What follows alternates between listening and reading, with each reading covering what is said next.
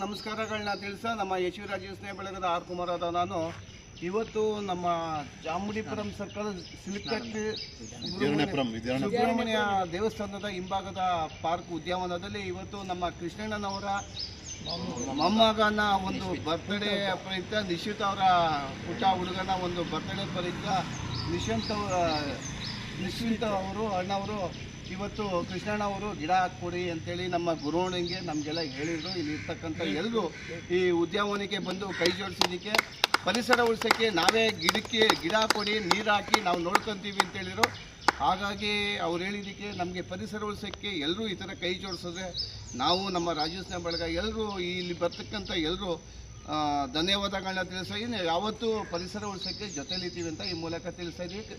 ಕೃಷ್ಣಪ್ಪಣ್ಣ ತಾವು ಒಂದೆರಡು ಮಾತಾಡಿ, ಪರಿಸರದ ಬಗ್ಗೆ ಮಾತಾಡಿ. ಏನಾಯ್ತು? ಪರಿಸರ ಉಳಿಸ್ಬೇಕು, ಬೆಳೆಸಬೇಕು. ಮರದಿಂದ ಈಗ ಈಗ ಒಂಥರ ಕಾಂಕ್ರೀಟ್ ನಾಡಾಗ್ತಾ ಇದೆ ಎಲ್ಲ. ಈ ಥರ ಮರಗಳ ನೆಡೋದ್ರಿಂದ ಆಕ್ಸಿಜನ್, ಆಮ್ಲಜನಕ ಜಾಸ್ತಿ ಸಿಕ್ಕಿ ಜನರ ಉಸಿರಾಟಕ್ಕಾಗಲಿ ಇದಕ್ಕಾಗಲಿ ಒಂದು ಆರೋಗ್ಯ ದೃಷ್ಟಿಯಿಂದ ಇದಾಗುತ್ತೆ.